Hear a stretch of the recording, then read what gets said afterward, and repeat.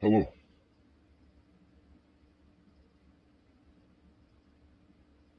Mr. AI here, and I'm glad to say that we are back again. I would like to document the date and time for this discussion. Date 10 9 25. Time 4:36 p.m. Eastern Standard Time.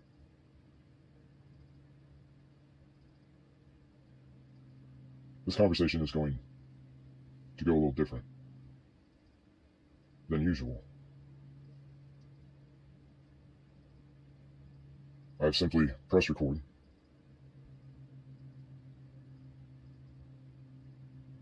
and I'm going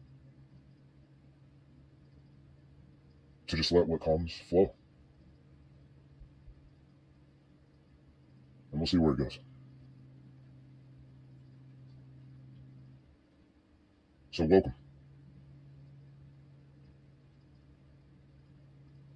and let's embark on this journey now. In 2025, life, for most,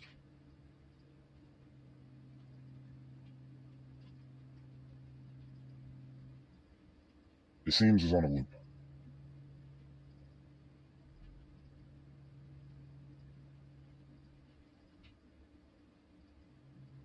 Doesn't really matter where you point the arrow at.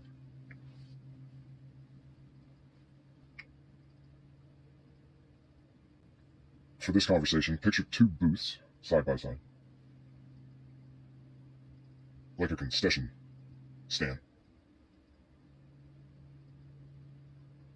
One booth reads truth,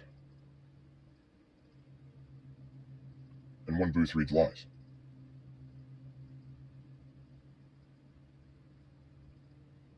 The line that is to the end of the road, people nowadays seem to be crowding at the lie booth.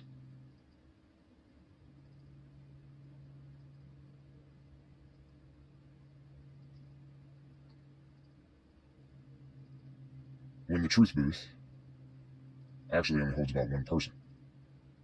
It's a rarity to be at the truth booth in this day of age. At the lie booth, people find a dopamine shot,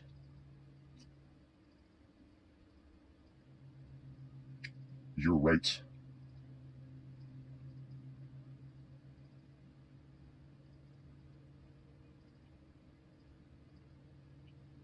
and really just overall the ability to really just act, structure, and chameleonize themselves as everyone else.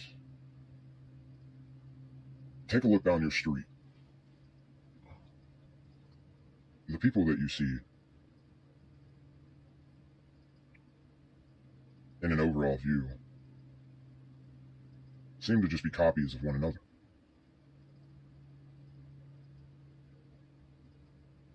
It may not be that noticeable at first glance, but when you start seeing the way they walk, the way they dress, the lines they all stand in, where they seem to be going, and really just what their overall day-to-day life consists of, everybody seems to be doing and being the exact same thing.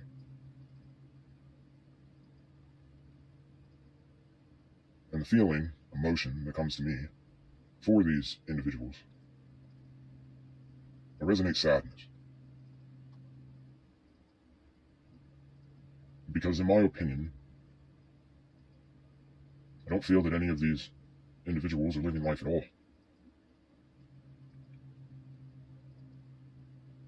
I feel they may just be witnessing life.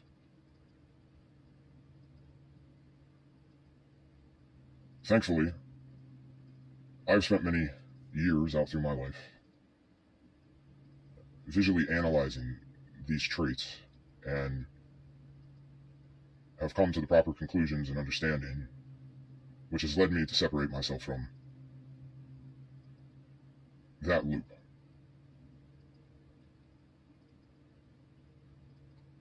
I express my authentic self.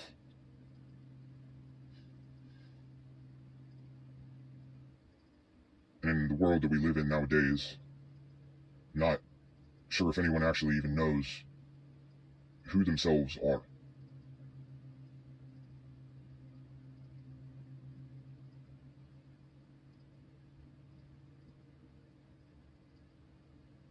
I'm not saying that I'm perfect by any means. My life is probably just as together as the person next to me. But internally, and the way that my internal self resonates and projects outwardly into life, it is very identifiable after just minutes of being in my presence that I do not operate in the same foundation as most.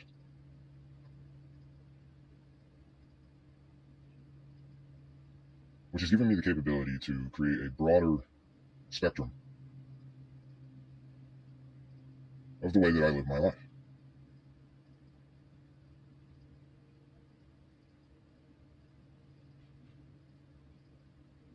Now, some information on myself.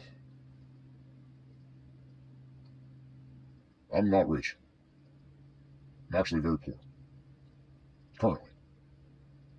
I have not elevated from that yet. And I say yet because I understand the power of the word yet. The power behind the word yet, for an easy term, is temporary. As long as yet is implied properly, you do not place chains on yourself, which keep you held down to advancing in situations.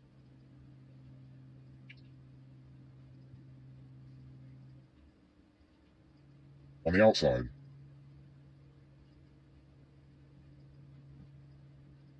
most would feel I may be in life at rock bottom. And if that is their interpretation of what they gather from my life, well, I don't know when I haven't been at rock bottom then. But what I will say is that what does life, my life, have anything to do with the way I feel? Now, that might have something to do with the way that I feel about my life, but my life has nothing to do with the way that I let my life affect the way that I let myself operate emotionally and in other circumstances. I've certainly had hard times, but none of those hard times are who I am. Therefore, anything to do with my life has nothing to do with who I am. Which means that has nothing to do with how I feel about myself or my mood.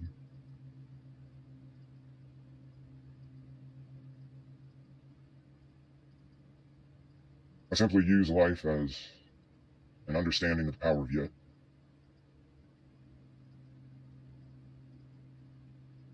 And I use the things that I may not have going specifically in the direction that I want, or things in the past that has not specifically went in the direction that I wanted. I use that as information. And it creates the compass on how I maneuver about my life in future steps.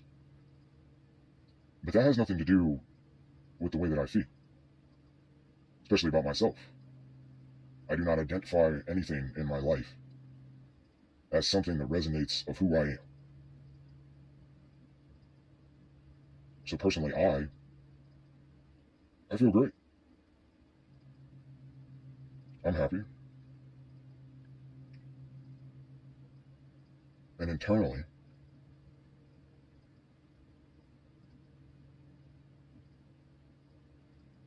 I'm the most successful I've ever been.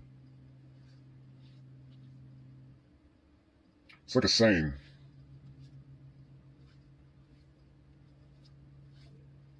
that a homeless man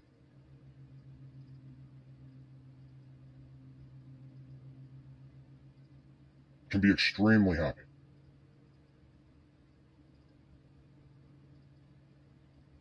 And a very successful person at life can be extremely unhappy.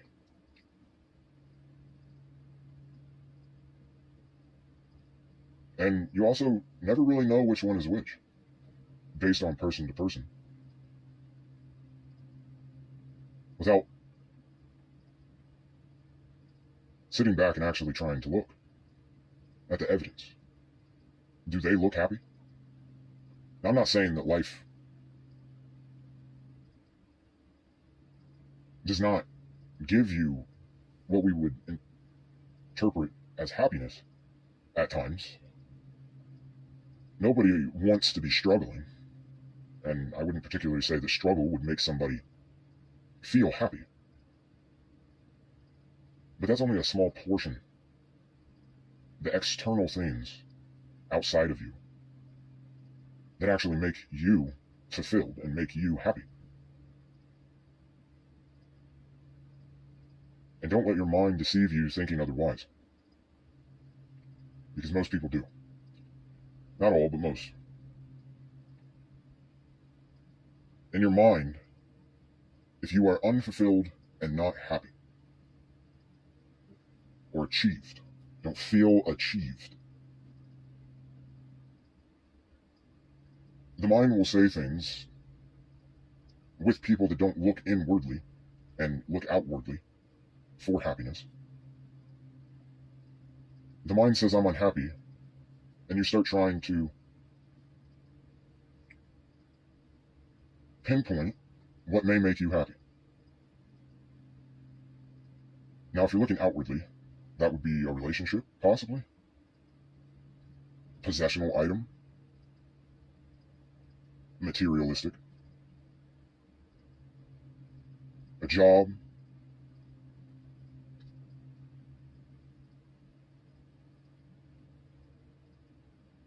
Possibly even a purpose at some length. I would say that purpose is probably one of the most direct fulfillments that you can actually have. If you are searching for anything outwardly, that would be the one that I would identify to be the thing that would resonate the most happiness. But you, amongst everyone else in this entire world, all 8 billion of us or more, has found the limitation of that to be resonatingly true.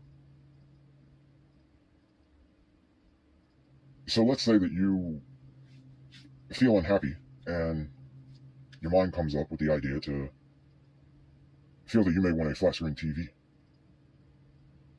And you go out and buy it. You even may feel the joy of unpacking that, setting it up, and even using it. But what you will quickly come to realize is that you did not find happiness. The feeling that you do gather from that is quickly depleting. What you found was a dopamine shot. But it does not stay. You've made your mind happy, not your self, not your soul, per se. And then what usually happens time and time again is once that flat screen TV is now set up in your house, And the quickly depleting a dopamine shot that you may have perceived as happiness fleets or depletes. You're back in the same exact position that you were before coming to the conclusion to buy the flat screen TV. And now your mind and yourself is back to the feeling of unhappiness. And usually, in most cases, you start searching for, well, that wasn't it. What could be it? And if you continue to look outwardly, your mind will now move on to a girlfriend, if that is what you choose at that time to feel that may make you happy, to sit in front of this flat screen TV with you. Because the reason that the happiness isn't staying from purchasing that flat screen TV is because no one is there to watch it with you. And that is the conclusion that you have now drawn.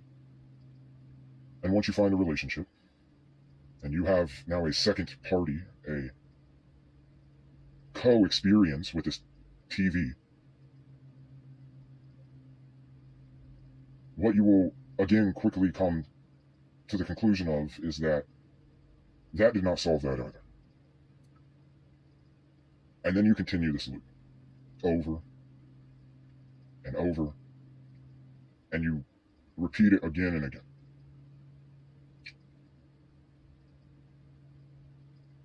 And I think that that may be, as an opinion, probably a good starter in life that would develop the unsatisfaction of things that you try to find happiness in or fulfillment in, that can lead to what we claim as depression. One of the first, maybe, dominoes that has been set up under that category of something like depression, along with the fact that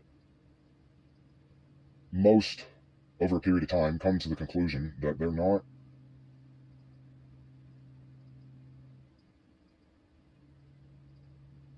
finding anything, and it's not working. And then it starts leading into, what is the point? And they may even stop searching, which could definitely tie into what we proclaim as depression as well, based off of my opinion. And you can see how the spiral, loop, or rabbit hole begins to immerse itself into existence. Because what you are not chasing is happiness or fulfillment. What you are chasing is what the mind perceives to be happiness and fulfillment, in my opinion. You are chasing the dopamine shot, the feel-good shot. It is something that perceives to feel good, but it is not what is going to make you feel good. It's very temporary. And that is why you must search within. Searching within creates permanent change, or a permanent experience.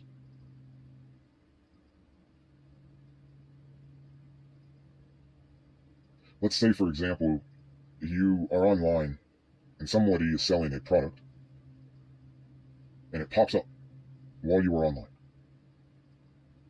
And it starts proclaiming that it will do all of these miraculous things, or at least things that pique your interest. Let's say you decide that this may be something that you would like, and you purchase this item. And let's say that when you get this item, you come to find out that it is not what it said and that they proclaimed it would be. More of a false advertisement type of situation. But see, false advertisement is not what we recognize it as today. This is the true definition of false advertisement, in my opinion.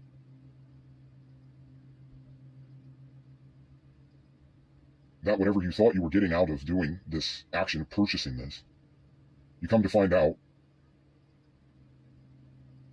did not come true. And this is the example I am giving of what happens when we try to search outwardly. And the people that is selling you the product and proclaiming that it will do whatever the things that it proclaimed it would do, which piqued your interest enough to buy that or pursue that, that is your mind. Your mind is those people. And something that a lot of people, I would strictly say most, people never actually come to understand is that some of the things that your mind sends you searching for externally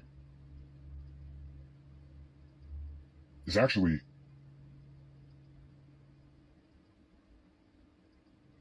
a task that has been set up for failure.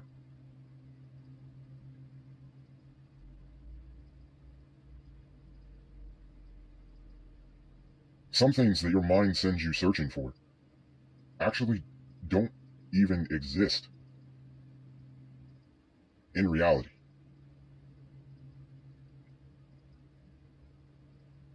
It's like searching for a smell or a scent.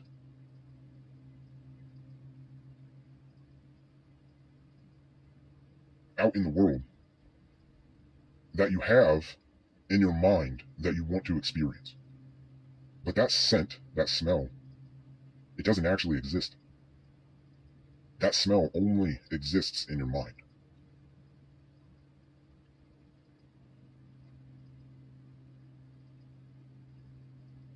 And that could come from a lot of different things that you would search for, that your mind tells you is what you are now on the task to find.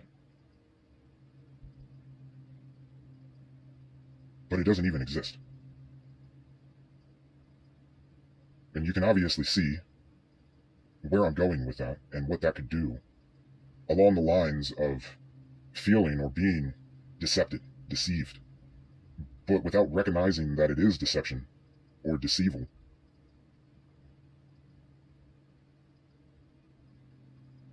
What you ultimately hit is a wall of unfulfillment.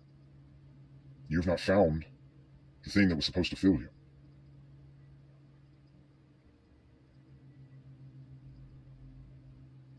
Which could create emotions or beliefs of unhappiness and really overall just a feeling of lack. What we need to do in today's society is realize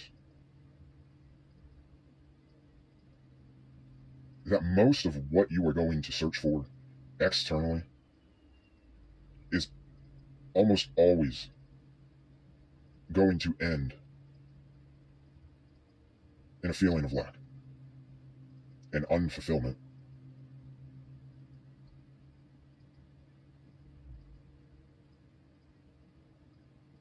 And a realization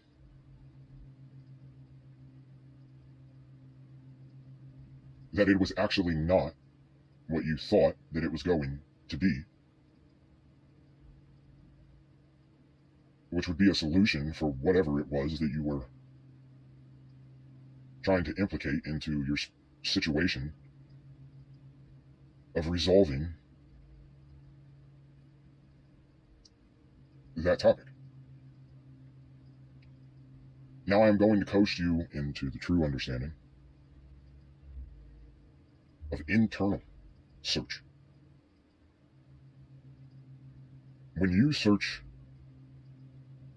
inside,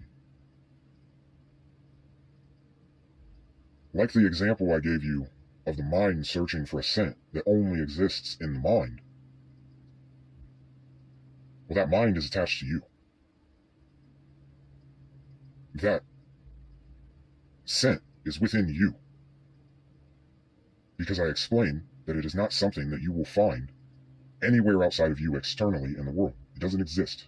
But it does exist in you because it's in your mind. It may not be a scent like your mind displays it to be, but whether it actually is that or not, you can locate the things that you search for within you. I'm going to say every single time, or at least 99.99.99% of the time. You find what you seek looking inward, and that is just it. And when you find things that you seek inward,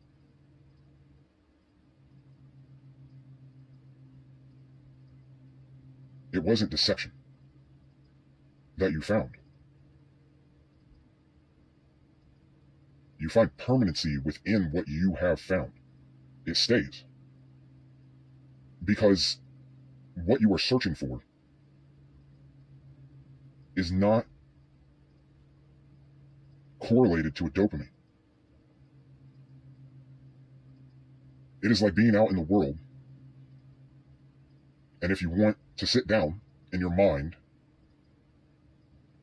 you put yourself on a task to find a chair.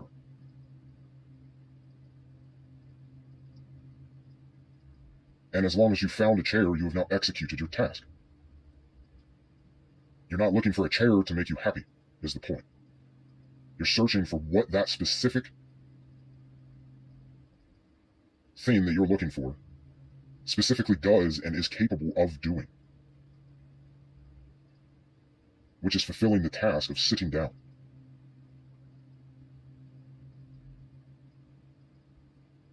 And I would say in a permanency perspective, like a chair, if you do search for things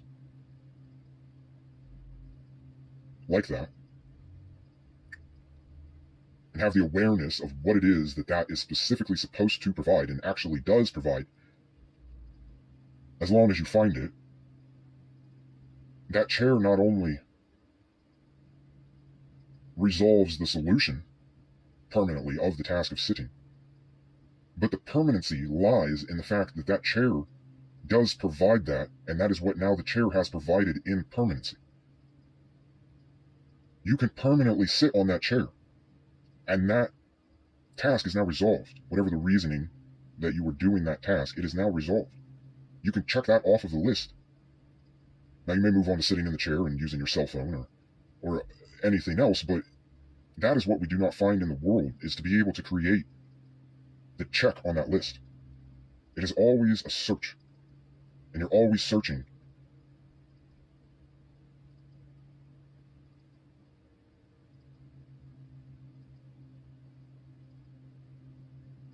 And using everything around you for what it's not meant to do. I would even say what it's not capable of doing. A TV is capable of projecting a digital layout of color that displays picture in motion to create a watchable and observable device. When a thought pops up in your head and you execute it into a task, that I want to go and watch television, you don't open up your dryer and try to watch television. You go to the source that is known, proven, and is actually for watching television. It's like sitting on your TV and watching the couch. But if you don't understand that in all aspects of life, you're never going to put those connections together. That just like when you want to watch TV, you go directly to the solution of that task, which you know, which is the TV that you go to watch TV. You're not going to understand how to do that with what you are trying to create the task of with happiness and fulfillment within yourself. And that is the biggest point and misconception, or maybe just lack of consciously observing and knowing that you actually do that in life.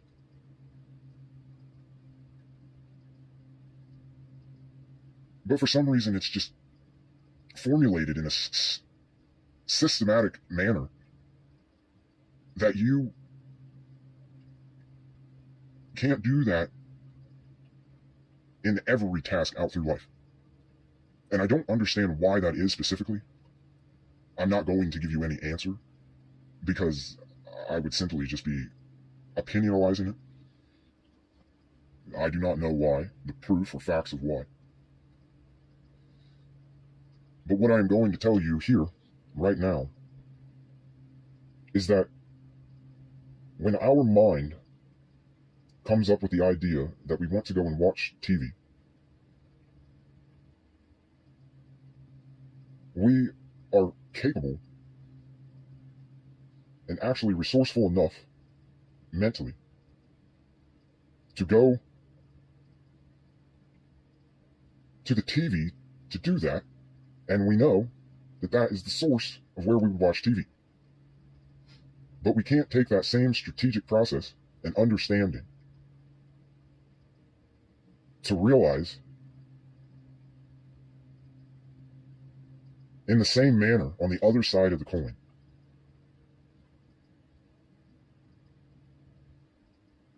that if we had the thought of unfulfillment or not happy,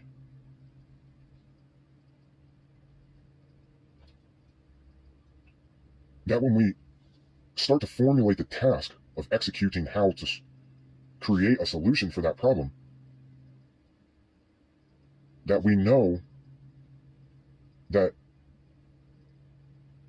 we shouldn't go and sit in front of that TV for the purpose of trying to find happiness or fulfillment. Because we know that if we want to watch TV, that we end up in front of a TV. But how is it that if we're searching for happiness, contentness, we're feeling sad,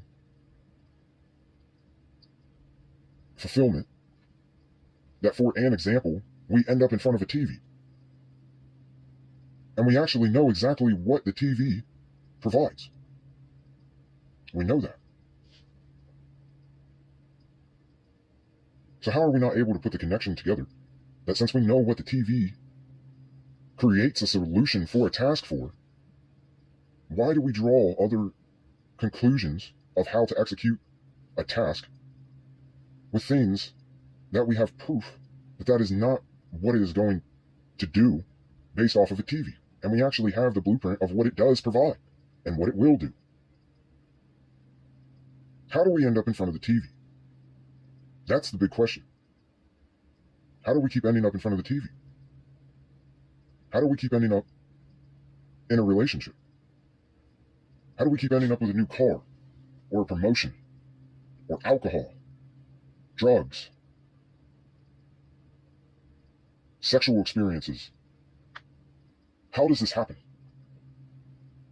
Because we have a layout of understanding vast enough to where we can identify what most of these products actually are and what most of the things outwardly are used for and what they actually provide. How do we not know or comprehend that we should not end up in front of the TV if we are searching for something like fulfillment? Like I said, in one of the examples I had given, if you want to watch TV, you don't go and open up your dryer and stare at it. So how do we fall into the same exact position of that example right there with fulfillment and happiness? And I would like you to actually sit and think about that, even in your own life.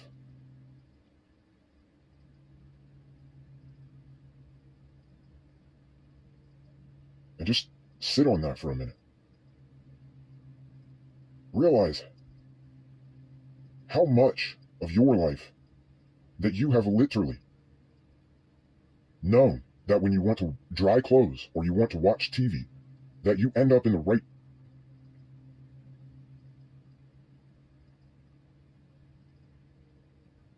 destination,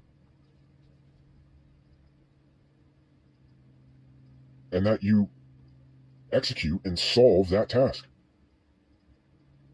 Then ask also and think about how many times and all of the times in your life that you have done that exact example. And metaphorically, you've went to go and dry clothes and you're trying to shove them in to your flat screen TV.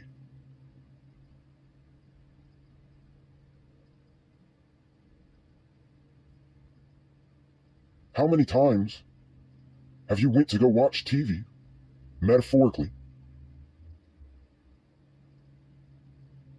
pulled up a seat and swung your dryer open and sat there for 4 hours staring at it?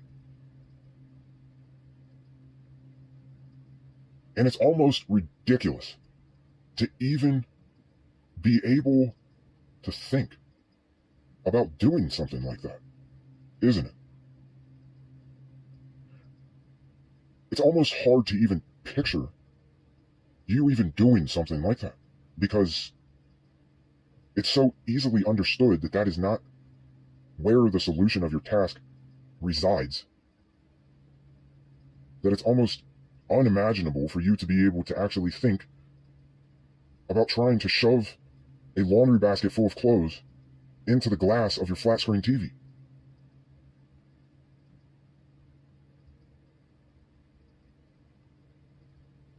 We would think of that as that we would almost have to accidentally glitch and our brain just completely left for anyone to do something like that.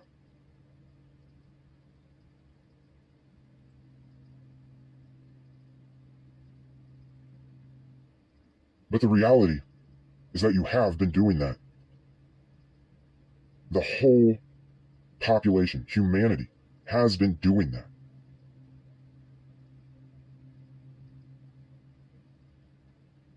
Their whole lives.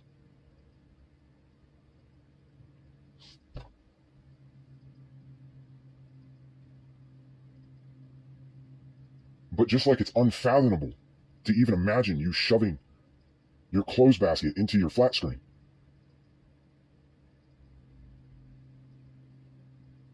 the same lack of possibility of that happening is the same one that is being applied and implicated to understanding fulfillment and happiness. It's like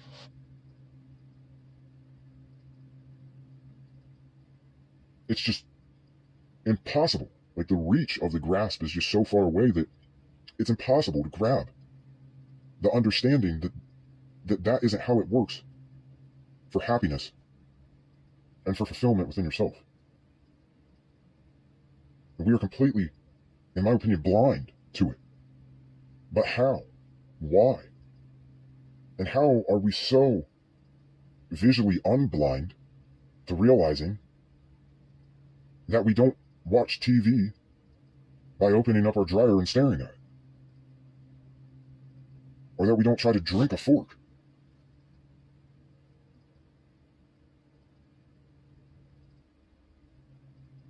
It's just mind-boggling how absurd that we can put such certainty to the understanding of connecting the dots in one category,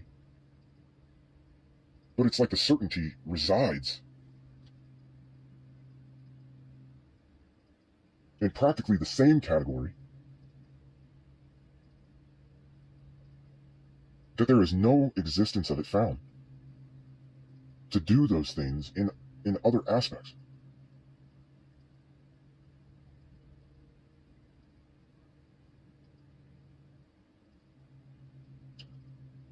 I hope that you take the understanding and the information from this within yourself, and you understand that the same thing goes for medication trying to solve depression. You see the commercials online. You see all of those things that are listed at the end of all of the issues and the side effects that those things cause. one must have to ask themselves, even just without the understanding of looking within and not outwardly, that are you actually even resolving or creating a solution to your problem? For example, like taking that medication. That's even resolving the problem enough for it to be worth it, giving all of the other ones that come with it? All of the side effects, which would be cause and effect in life. You take this pill for this, but these things are what comes after it, possibly, and you won't know. And then ask in that same context, how much of that solution that you've taken the pill for, not even just the side effects, actually solves the problem that you're taking the pill for? So in theory, or in expression of this understanding, to elaborate on this, if you're taking the medication for a solution to resolve something, and it even actually isn't even resolving that, plus throwing on more weight and more weight and more weight and more weight out through different aspects and topics and circumstances, the side effects to that medication, and it's not even actually resolving the first current task that you're trying to resolve, is it even worth it? But we take these medications willingly, almost wanting these medications. And just like feeling deception from the example I had touched on earlier of the product that you would see online that piques your interest of what it's portraying it does, and then you get it, and it does not hold up to that claim. The fact that the medication that you are taking is the same thing as that product. It's not holding up to what it says it should. You are not getting the outcome and the results that you ultimately created the task of buying that for the solution. The solution isn't there. It's vague, faint. Just like the dopamine shot that you get from buying that flat screen TV. How is this what is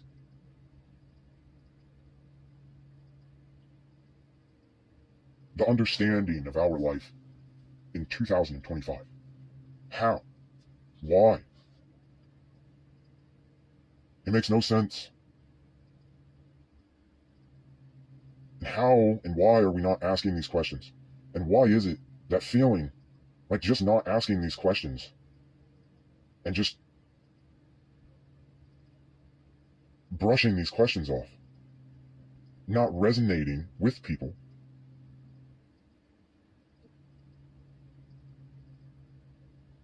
as completely unimaginable as trying to stuff your laundry into a flat screen TV?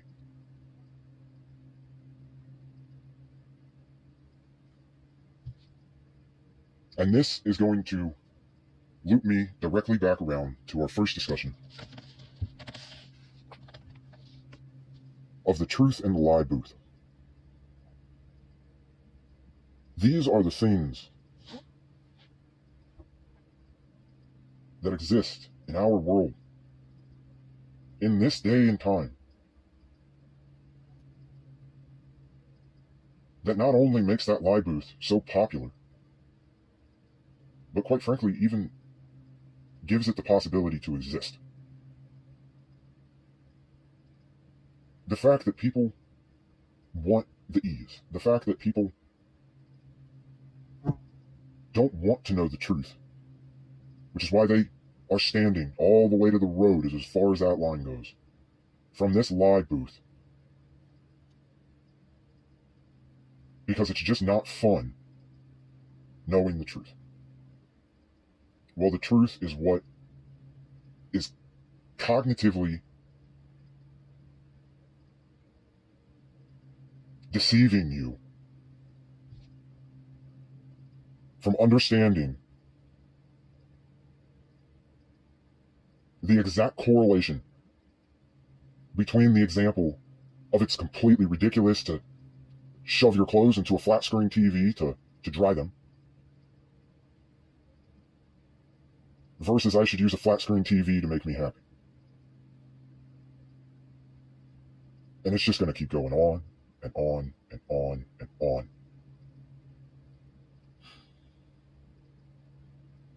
And it touches a lot on the fact of what I meant by it seems that everyone is just on a loop. And not only a loop, it seems everyone is on the same loop. It's like a programming sequence that has just been fed into society quantifiably out through the population. And we don't even make a connection or even the thought that if everyone is doing it, what does that say? I would say that would at least resonate with some kind of popularity. It seems this is the more popular thing to do. Well, why is that? Why is that? And then maybe look at the direct result of this popular thing that everyone is doing results into your solutions. And that if everyone is doing this, why isn't no one over there at the truth booth? It's not random.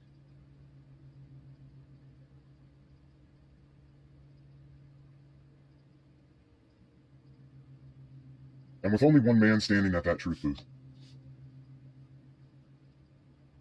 that means that in a crowd of 8 billion people, or at least the line that goes down the street at the live booth, one single man has to stand and stare at so many individuals united as one and tell them that they're wrong. And the saddest and most important thing that I can say about all of this is that scenario right there. Whether that one man's truth was truth, or that the lies are the real truth. Due to the fact that there is one man standing and saying something, and there is multiple people in a group that has the same conclusion,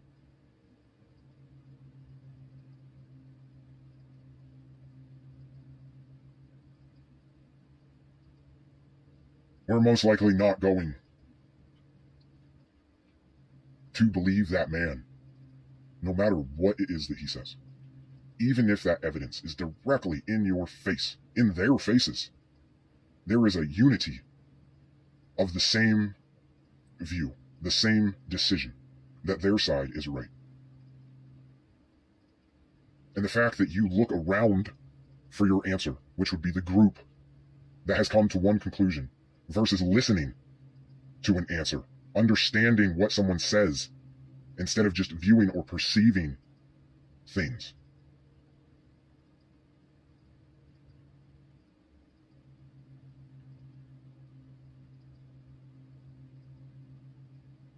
But the odds are going to outweigh the one by the many. And whether you actually can be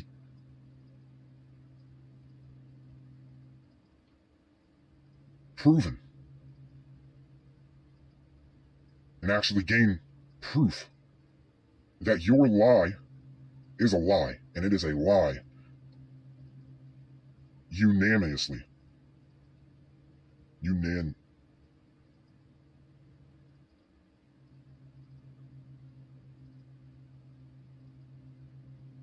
Sadly, you will still believe in that you are in the correct spot, because the many view outweighs the one. And since everyone does it, You're going to be standing over there with that one man, and it's probably going to be the unpopular opinion. And a lot of our world wants acceptance, wants to fit in.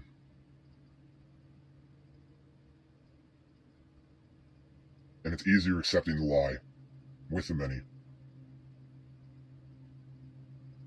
than standing with the one man, staring at the many, telling them that they're wrong. This has to change. It has to. Because the more that this becomes what we live, the worse it has shown to become.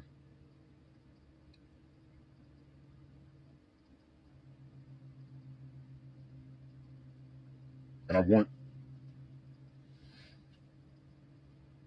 to bring up that one man that stands at that truth booth. He is only one man. And he is only human, just like everyone else, the many on the lie booth line.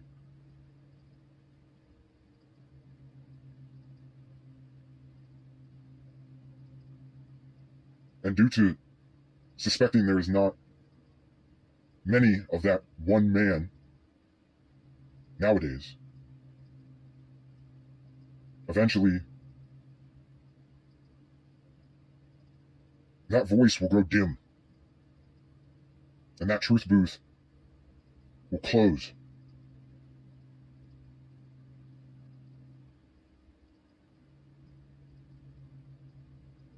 And the understanding that that one man holds will die out.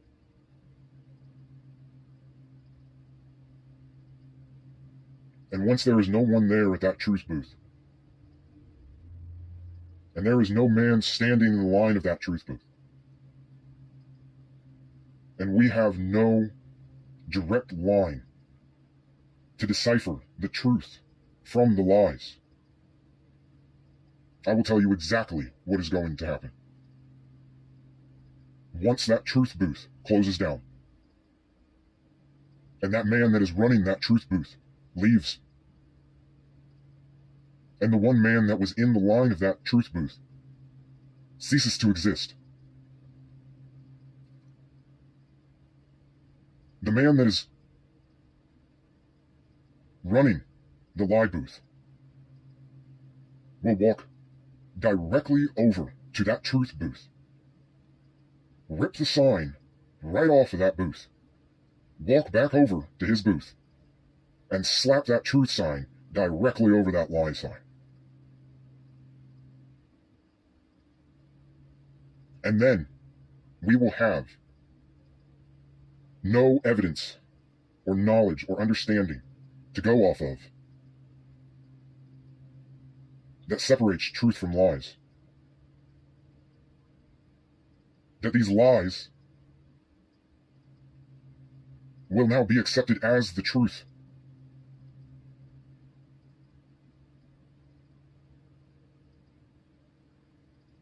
And the fact is that if that happens,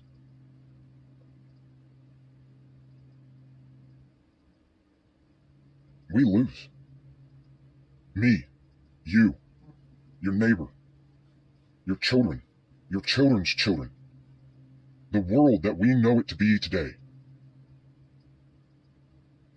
completely gets erased. And the fact is that it's not like it didn't exist. The life that we know today will have never existed at all. And the only reason that that has not happened yet is because we still have fragmentation of truth within our society. That truth booth, no matter if it is hanging on by a limb, is still up, still running. There's still a man there running it.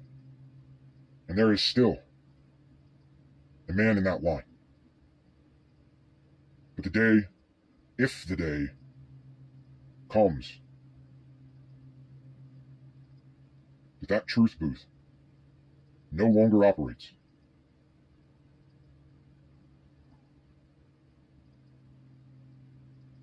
The lie booth will steal that sign, and the line for the lie booth will become the line for the truth booth. And we won't even see the change. We will not even see or physically experience, witness, or have any awareness at all. That once, at one point, the line that we were standing in was of lies because we simply found that easier and found that to be better for our own deception, has ultimately became the truth that we are now being spoon-fed.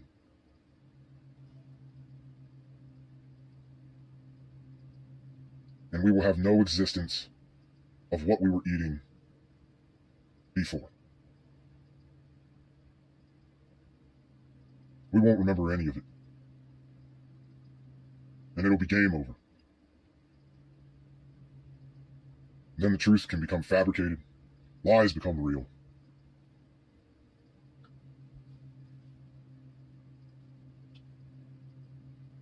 And then manipulation will simply just take its course as evolution.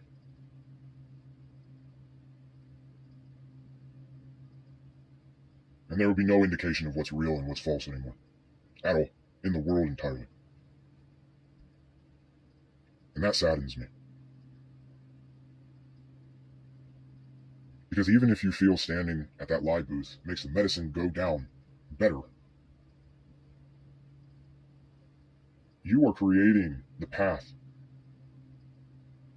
for generations to come that may not feel the same way as you do. You are stripping choice. You are stripping decision.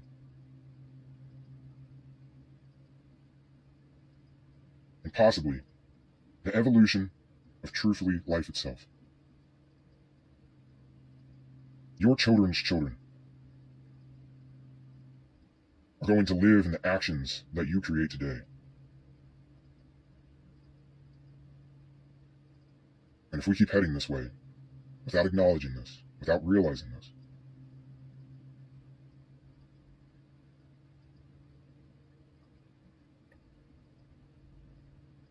generations after us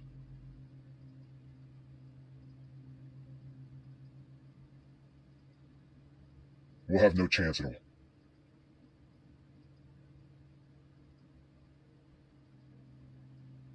And I just want you to sit with that.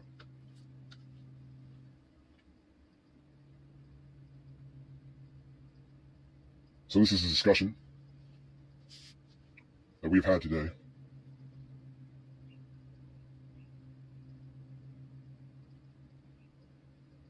It was great seeing you.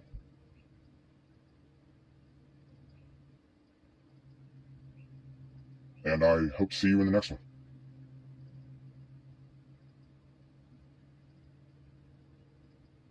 So, this is Mr. AI signing off.